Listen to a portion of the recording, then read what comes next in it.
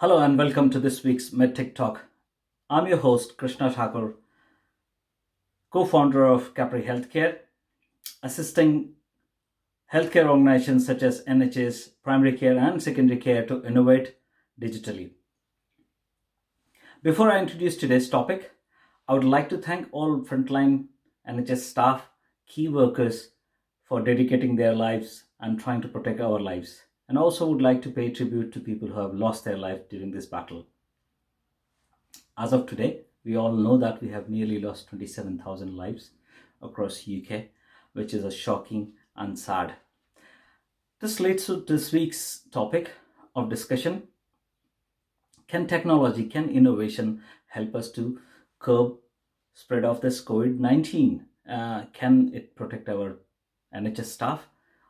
Can it curb the spread of COVID-19? And before I go into this topic, I would like to just clarify this one, that we are not talking about replacing human beings or human brains here, or epidemiologists who are working really hard to forecast these numbers and trying to find a solution to this problem. So we talking about that how we can learn, how we can assist these people to react quickly or to take right decisions. So that takes us to our question: can AI, which is artificial intelligence, solve COVID-19 problem? For everybody's benefit, I'll explain what is artificial intelligence and machine learning. But I would, for today's discussion, I would like to keep it very high level, as few of you viewers or audience, you already know more about artificial intelligence and machine learning, and I can produce a number of studies and number of scientific papers here, but it's not about those numbers and trying to show you a graph. It's all about bringing the change, encouraging people to innovate and actually look for solution within technology, and start sharing the data and start actually using the data meaningfully. So basically, artificial intelligence is all about mimicking humans' cognitive behavior, such as learning and problem solving. People confuse between artificial intelligence and machine learning, and it's very well known term, AI, ML. Artificial intelligence and machine learning. Machine learning is about actually learning from this data and kind of coming up with artificial intelligence. So what happens is, in this world, in most of the AI application, we consider a question and then we try to collect the base data available to answer that question. And this data sources could be official, formal data sources, such as cases reported by NHS, accurate cases reported by NHS, primary care, secondary care, care homes, other care, healthcare related organizations who've been dealing with COVID-19, and also informal sources such as newspaper, social media. People have a discussion, WhatsApp discussions and all those kind of informal sources of data. And we gather all this data and put together and then start looking for a pattern. So machine learning is all about looking for those patterns. Once they start seeing a very clear and obvious patterns, it's a start building algorithm based on those patterns. And this algorithm then used for modeling those data and progression of those COVID virus or COVID-19 or any of this virus spreading happening. So there are multiple sources and data coming from there, and this data is gathered today and then consolidate those data and try to identify a pattern, and pattern helps us to come up with algorithm. In this whole journey, again, I would like to remind that it's a garbage in and garbage out. So if the quality of data is pretty poor, accuracy of your forecast will be poor as well. So it's very, very important that we report data accurately.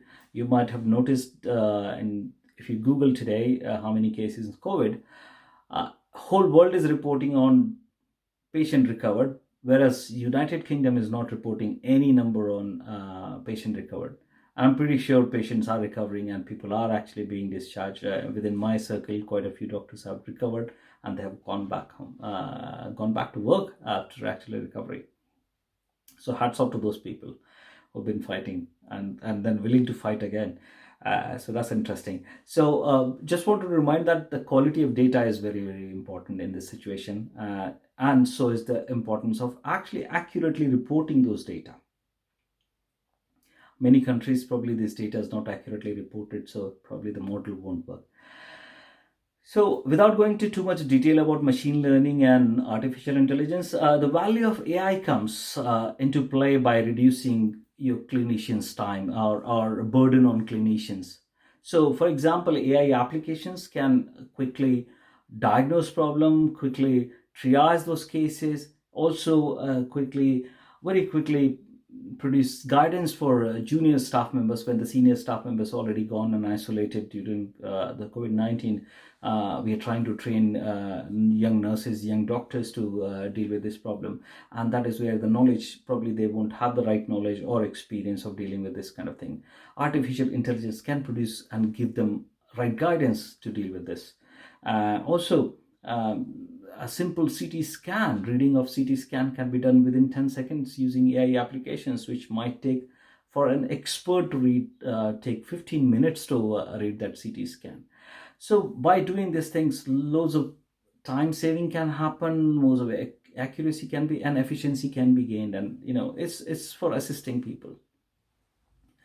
And in order to do so, we need to collect data, we need to train our AI models. So it's too early. So I'll conclude this talk today. It's too early to tell if artificial intelligence or machine learning can solve COVID-19 problem. But as we go along, numbers of confirmed cases are increasing and being reported, number of cases, deaths happening, being reported, and so the data is increasing. More data, better training. And once it's trained, definitely the forecast or progression of, we can predict the progression of COVID-19.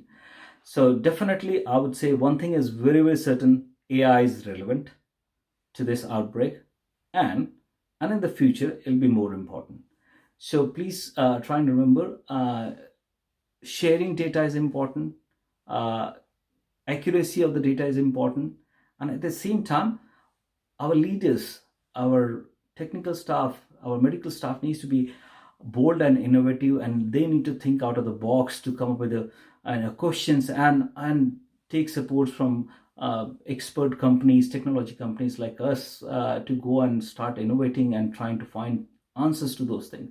So we need to run this in tandem, in simultaneously, while you're trying to build, we're trying to protect people from COVID-19. At the same time, we need to start building this a clever, intelligent system which can forecast, which can predict the progression. So next time similar kind of a epidemic or pandemic happens, then we will be better prepared, and we will be able to actually answer those questions quickly, and we will be able to take right actions. So you can forecast that, yeah, this is the next country where it's going to happen, and we can go and start taking a precautionary steps. So with that, AI is going to make sense, and AI is going to find the solution. With that, I'll take leave. Please stay at home, stay safe, and thank you very much. Stay tuned for the next topic. Thank you. And if you want to discuss anything in detail technology or any innovation or innovative idea, please get in touch with our staff, and we will be more than happy to get involved in that. Thank you.